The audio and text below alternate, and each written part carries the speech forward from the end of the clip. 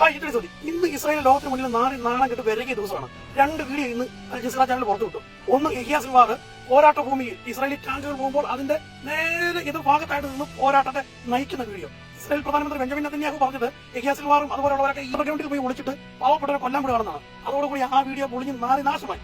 രണ്ടാമത്തെ വീഡിയോ എന്ന് പറഞ്ഞാൽ ഈ ഇസ്രായേലിൽ നിന്ന് ബന്ദികളാക്കപ്പെട്ട 4 വനിതാ സൈനികർ ഇന്ന് രണ്ടാം ഘട്ടമായിട്ട് മോചിപ്പിച്ചു. അവരെത്ര ആരോഗ്യത്തോടെയും സന്തോഷത്തോടും കൂടിയാണ് ഗാസ സിറ്റിയിൽ വന്ന് ആ ജനങ്ങളെ അഭിവാദ്യം അർപ്പിച്ച് കൈവച്ച് കാണിച്ചിട്ടാണ് സന്തോഷത്തോടെ അവർ യാത്രയാകുന്നത്. ഇതൊക്കെ കാണുമ്പോൾ ഇസ്രായേൽ ഉരുവിട്ടുകയാണ്.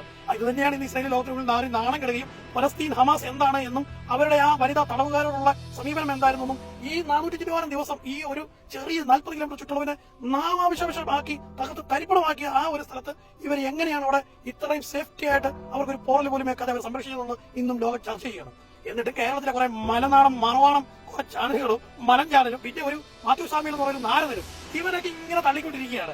ഇവർക്ക് ഇത് സംഘികളും സൂചിപ്പിക്കാൻ വേണ്ടി കുറെ ക്രിസ്തീകളും എല്ലാം കൂടി ഇതുപോലെ തള്ളി മറിക്കുകയാണ്. പലസ്തീൻ തോറ്റു, അവിടുത്തെ ജനങ്ങളെല്ലാം കൂടി ഇന്തോനേഷ്യ തള്ളാൻ പോകുന്ന ഇവരൊക്കെ പറയുന്നത്. ഇവന്റെയൊക്കെ തന്നെയാണല്ലോ ഇതൊക്കെ ഈ തീരുമാനമാക്കി കൊടുക്കുന്നത്.